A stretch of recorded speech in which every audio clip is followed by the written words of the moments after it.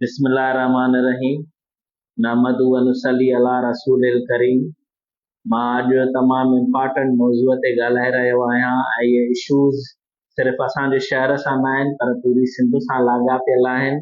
तंहिंजे करे मुंहिंजी सभिनी दोस्तनि खे गुज़ारिश आहे त हू हिनखे चङी तरह ॿुधनि ऐं अॻिते फैलाइनि त जीअं इहे अथॉरिटीज़ ताईं ॻाल्हियूं पहुचनि।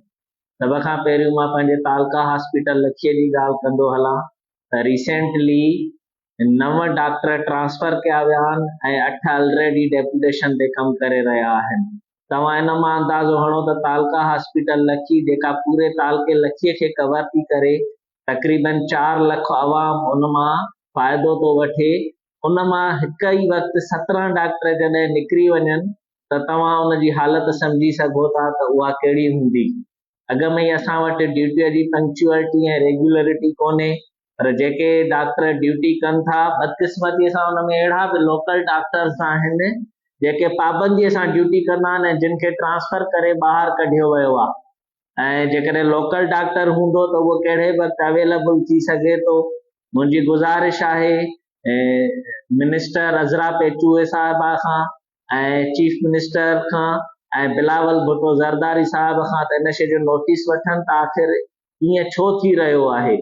तव्हां लखी हॉस्पिटल जी हालत ॾिसो त एमरजेंसीअ में छत कोन्हे ऐं पखा कोन्हनि, मरीज़ तड़पी रहिया आहिनि ॿाहिरि। एमरजेंसीअ में त हुनखे एसीअ जी सहूलियत हुजणु खपे पर हिते त बिजलीअ जी सहूलियत कोन्हे या तव्हां कंहिंखे मिलंदी। सॼे पूरी सिंध जे अवाम तव्हांखे सिलेक्ट कयो आहे, तव्हां ते एतमाद जो इज़हार कयो आहे। बिलावल भुट्टो ज़रदारी यंग जनरेशन जी नुमाइंदगी थो करे। कम अज़ कम हू इहे शयूं पंहिंजे हथ में वठे ऐं ग्रास रूट लेवल ते लही अचे ऐं ॾिसे त हिते छा थी रहियो आहे। मां तव्हांखे ॿी बि ॻाल्हि कंदो हलां त तव्हां अवाम खे मशवरो था ॾियो त इस्पतालूं ऑन कयो, स्कूल ऑन कयो। त इस्पतालूं ऐं स्कूल कीअं ऑन कनि? हिते त हालत इहा आहे त जेकॾहिं स्कूल में तव्हां सफोकेशन ॾिसो, हिकु डेस्क ते 5-5 ॿार वेठा आहिनि ऐं जॾहिं बिजली थी बंदि थिए त पोइ उन्हनि जो कहिड़ो असर हूंदो? छा कोई मिनिस्टर, छा कोई ब्यूरोक्रेट अहिड़ी हालत में पंहिंजे ॿारनि खे स्कूल मोकिलींदो जो तव्हां अवाम खे इहा सलाह था ॾियो? सुठी ॻाल्हि आहे, तव्हांजूं कुझु शयूं काफ़ी बहितर थिया आहिनि। तव्हां अपॉइंटमेंट मेरिट ते कई आहे, डॉक्टर्स मेरिट ते भर्ती कया आहिनि, टीचर्स मेरिट ते भर्ती कया आहिनि, लेक्चरर्स ऐं एसएस मेरिट ते भर्ती कया आहिनि। ये तमामु सुठियूं ॻाल्हियूं आहिनि। तव्हांजी हेल्थ में बि काफ़ी कमु थियल आहे। SICH आहे, CUT आहे, NICVD आहे, ट्रामा सेंटर आहे। इहे सभु तव्हांजूं अचीवमेंट्स आहिनि, इहे लैंडमार्क्स आहिनि वॾा जंहिंजो क्रेडिट पीपुल्स पार्टीअ ॾे ऐं बिलावल भुट्टो ज़रदारी ॾे थो वञे। पर तव्हां कम अज़ कम प्राइमरी हेल्थ ते त फोकस कयो जिते माण्हुनि खे न दवाऊं थियूं मिलनि। नई लखी हॉस्पिटल जी हालत इहा त हिते बि जेका अॼु खां 50 साल अॻु में एक्सरे मशीन हलंदी हुई त उहा ई एक्सरे मशीन आहे। अॼुकल्ह डिजिटल दौर आहे। उहा एक्सरे मशीन जेका हिन वक़्तु अञा बि डिसफंक्शनल आहे, सही कमु बि नथी करे, उहा एक्सरे मशीन मरीज़ जी कहिड़ी जेको आहे डायग्नोसिस में मदद ॾींदी? डॉक्टर उनखे छा करे सघंदो? इहो इंफ्रास्ट्रक्चर जूं कमियूं आहिनि।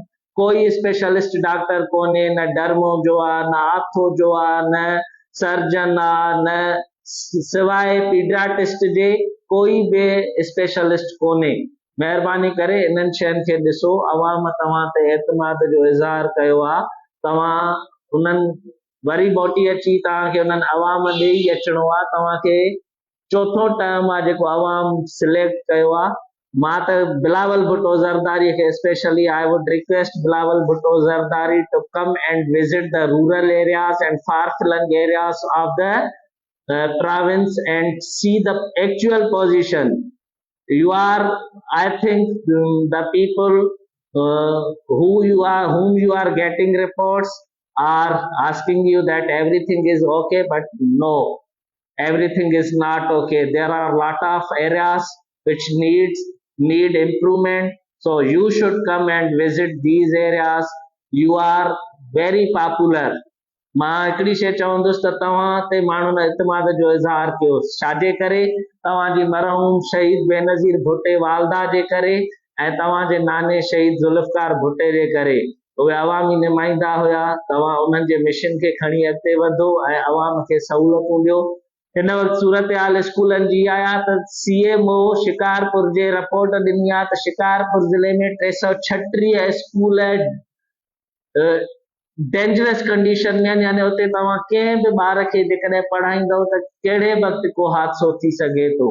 जेकॾहिं इहा ई हालत रही त असां कीअं कॉम्पीट करे सघंदासीं, कीअं पंहिंजे ॿारनि खे स्कूल मोकिले सघंदासीं, कीअं अवाम खे क़ाइल कंदासीं त तव्हां पंहिंजा ॿार अहिड़नि स्कूलनि में मोकिलियो।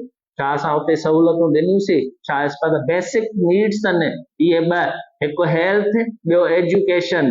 जेकॾहिं असां इहे बि पंहिंजे अवाम खे नथा ॾेई सघूं त पोइ अवाम खे ॿियो छा मिलंदो? ख़ुदा कुझु सोचियो। मां ख़ासि करे मिनिस्टर हेल्थ अज़रा पेचुओ साहिबा खे रिक्वेस्ट थो कयां त इन शइ जो नोटिस वठनि त जेके सहूलियतूं तालका हॉस्पिटल लखीअ में घुर्बल आहिनि उहे तव्हां उन्हनि खे फराहम करे ॾियो, ऐं जेके डॉक्टर्स बदिली करे कया विया आहिनि, ख़ासि करे लोकल डॉक्टर्स, उन्हनि खे तव्हां वापसि मोटायो। ऐं मां सैयद सरदार शाह साहिब जिन काफ़ी चङा कम बि कया आहिनि, पर जेकॾहिं उहे इंफ्रास्ट्रक्चर ते फोकस कनि त उन सां ई क्वालिटी एजुकेशन बहितर थींदी, उन सां ई असांजो ॿार, असांजो मुस्तक़बिल बहितर थींदो ऐं माण्हुनि जो एतमाद वधंदो त उहे पंहिंजा ॿार सरकारी स्कूलनि में मोकिलींदा। महिरबानी।